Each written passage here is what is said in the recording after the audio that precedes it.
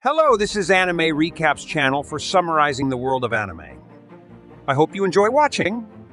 Let's now continue with the new episode of the wonderful anime code Geass. The story revolves around the mercenary brothers known as the Nameless Mercenaries. The older brother, Ash, possesses excellent athletic abilities and advanced Knightmare Frame piloting skills, while the younger sister, Rose, is clear-headed and oversees intelligence gathering and strategy planning. They join the resistance group known as the Seven Shining Stars to confront the Empire and rescue Princess. Our first episode of this anime begins with two girls running away from robotic warriors. When the girls reach the edge of the hill, the warriors catch up, aim their weapons at them, and shoot, causing them to fall off the hill and get separated. We then learn that the Great British Empire once occupied a third of the world, until it fell during the reign of Emperor 99, Lelouch in Britain, ending its long history.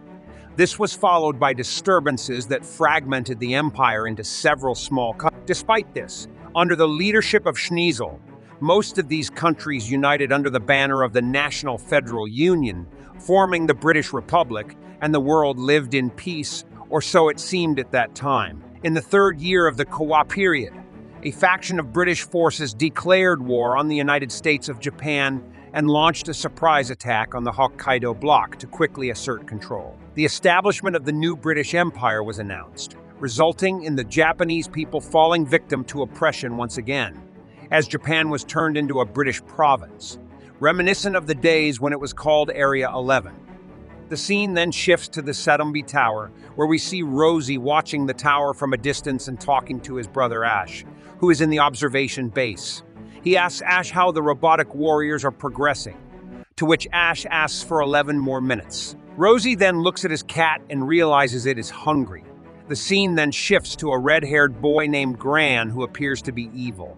He stands among many people, aiming his weapon at someone and threatening him. The person tells him that he doesn't know any information and begs him to let him go because he is not a terrorist. Then we see Gran's brother, Grady Kirkwin, asking him to stop. Gran shoots the innocent man, causing him to fall into the sea. When Grady approaches the dead man's wife, she spits in his face, making him angry. He pulls out his gun and kills her. Gran then addresses the remaining people, telling them, "It's time for you to know your place, Ilafinians. Your former ruler, Jogo Sumeragi, is dead, and his daughter Sakuya is our prisoner. The Situmpe Tower Wall, which was built to protect Britain, has now become a barrier protecting the new British Empire and thwarting the Black Knights' occupational plans. For the second time, you are like chickens in a cage with no escape and no refuge but despair." Gran then kills them one by one. In the morning, the scene shifts to Rozé and Ash in a car listening to the news. Yesterday in Kushiro Ghetto, in the Surumai area, security forces carried out an anti-terrorism operation. The Kirkwin security forces announced no casualties on their side and reported that 36 Ilafinian terrorists were killed. Ash arrives at the gas station to fill the engine oil and recharge the car. While there, Ash and Rozé see the station owner hitting a girl working with him. He strikes her, saying, "A drop of that oil you wasted is more valuable than any of you Ilafinians." The girl apologizes, and as the owner attempts to hit her again, Ash grabs his hands and asks why he's hitting her. Rozé approaches them, apologizes to the station owner, and tells him that his brother Ash is a bit impulsive and that they can resolve the conflict without fighting. Rozé then takes the owner inside, leaving Ash with the unfortunate girl. Ash asks her if she is all right and extends his hand to help her up. Suddenly, the station owner returns, apologizes to the girl for hitting her, and tells her to rest in the office if she is tired, saying that Japanese like her are treasures to them as British. The girl is very surprised by his treatment. He tells her he will compensate her with extra pay and a paid vacation. Then, a customer arrives at the station, and the owner goes to serve him. Rozé tells the Japanese girl that the station owner is a good man. The girl is very surprised and asks Rozé if he has magical powers. Rozé laughs. The scene then shifts to Utaro's hideout, where a group of people is gathered. One of them is angry and talking to his friend, asking angrily if he trusts Ash and Rozé. His friend tells him that their previous record is as clear as day. The attack on Cochin Stadium, the Lord Aniwa-related ceremony, a damn crime. He asks for his opinion on the attack on the Niseko Panorama line. Another friend tells them that each incident involved killing oppressive British nobles and officials while leaving the Japanese alive. The girl drinking juice tells them that people call Ash and Rozé the unknown mercenaries.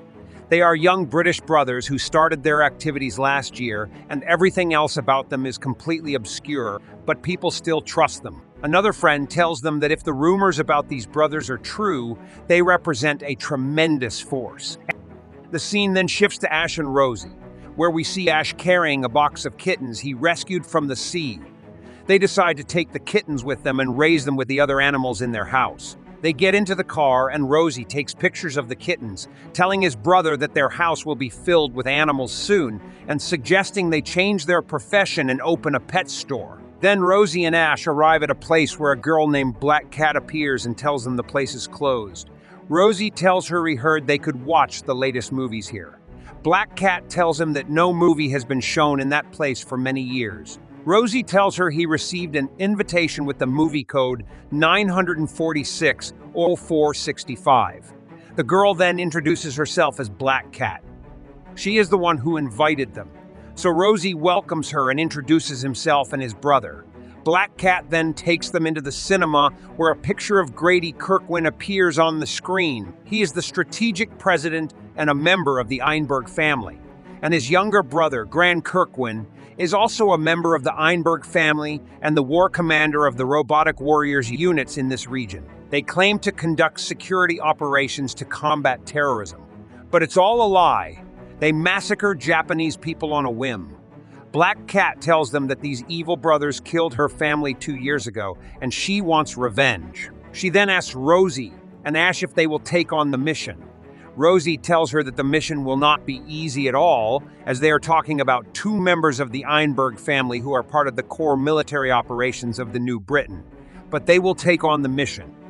The scene shifts to Kirkwin's domain, where we see Gran in a car receiving a report from the nearby police forces about the cessation of the Japanese terrorist group's activities and the area becoming safe.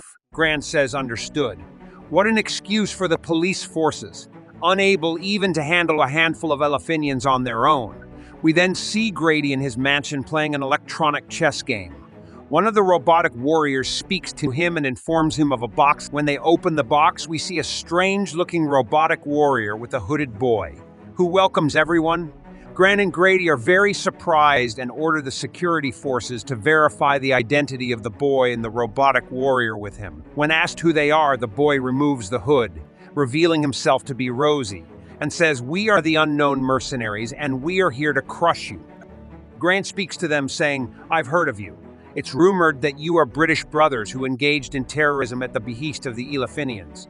Rozé tells him that many Japanese lives have been lost, which is why the Japanese hired them to kill the Kirkwin brothers. Gran and Grady are very surprised, and Grady asks, "Can you kill us, boy?" Rozé uses his power and disappears. The battle then begins between Ash and the other robotic warriors. Grady orders his forces to kill Ash and search for Rozé. We then see Black Cat watching from a distance. She spots Rozé waving at her from afar. The scene returns to the battle between Ash and the robotic warriors. Ash speaks to Rozé, informing him that he has secured the path to the main headquarters. Rozé thanks him and tells him they must stick to the plan. The fight between Ash and the robotic warriors continues. Meanwhile, Rozé enters the main headquarters and finds Grady's room. When Grady sees him, he tries to pull out his gun from his pocket but can't find it. Rozé, holding the gun, asks, "Are you looking for this?" and advises Grady to be more careful next time. When Grady attempts to call security to his room, Rozé informs him that no one will come to his rescue because all the security forces have been put to sleep. Rozé approaches Grady and suggests they play a strategic game using robotic warriors as chess pieces. If Grady wins, Rozé will let him live. Grady agrees to the challenge and they start playing. Meanwhile, the battle rages on between Ash and the robotic warriors, with traps being set and the enemy robots being killed. Grady asks Rozé when they set up the traps. Many robotic warriors surround Ash, and Rozé asks Grady, "Do you think you've defeated us just because you've surrounded us?" Rozé then talks to Ash, instructing him to end the battle. Ash powers up his robotic warrior and kills all the enemy robots, standing before Gran's robotic warrior. The battle between Ash and Gran begins and ends with Gran's defeat. We return to Rozé and Grady. Rozé points the gun at Grady, who tells him that if he kills him, Rozé and Ash will be labeled as enemies of the New Britain, and Lord Norland will hunt them down and kill them. Rozé responds that he is ready to make all kinds of sacrifices. He then presses a pendant, causing his eyes to turn red, and suddenly pulls out his hair, revealing a beautiful girl with black hair named Sakuya Sumeragi, the daughter of the former ruler Jogo Sumeragi, the governor of the Elephinians. Grady is shocked, as Sakuya is supposed to be imprisoned in a Bashiri prison.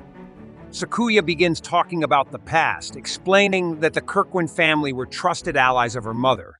Gran and Grady's father was transferred to Hokkaido and served them faithfully. However, she knew that Gran and Grady secretly despised the Japanese. When Japan was under British rule, Grady and Gran exploited their power to harm the Japanese secretly. When New Britain invaded Earth, they collaborated with the enemy from within and allied with them. They exiled her and her sister Sakura, scattering their family. Grady tells her, if you are really Sakuya Sumeragi, it means we handed over an imposter. Sakuya gets angry and tells him she is not an imposter. Grady, tired of the conversation, asks her to kill him. Sakuya hands him the gun, and Grady points it at her. Sakuya then uses the power of the pendant with magic appearing around her neck. She tells him, I am Sakuya Sumeragi, and I command you to save 100 times the number of Japanese lives you have taken, and you will survive. If you refuse, your fate will be death. Sakuya directs her magical power at Grady. Something strange happens to him, and Grady points the gun at his own head and kills himself. Sakuya then puts the pendant back on, reverting to the appearance of Rozé. Rozé speaks with Ash, telling him the mission is complete. Ash sends a signal to Black Cat to inform her.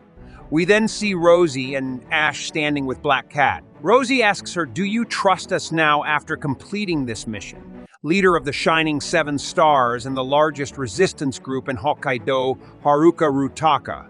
The girl is very surprised and asks how he knows that information. Rozé tells her not to underestimate his intelligence. This mission was a test to prove his and Ash's worthiness. Rozé then asks about the real mission.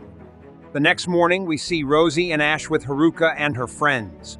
One friend apologizes to Rozé and Ash for having to test them first. Rozé accepts the apology. They observe a Bashiri's detention camp from a distance. The leader tells them they have many friends imprisoned there and wish to save them at any cost. Rozé then speaks to himself in his true persona, Sakuya saying, I will save you, Sakura, my dear sister. Wait for me. We see her friend Sakura alone in the prison, and thus ends the first episode of this fantastic anime.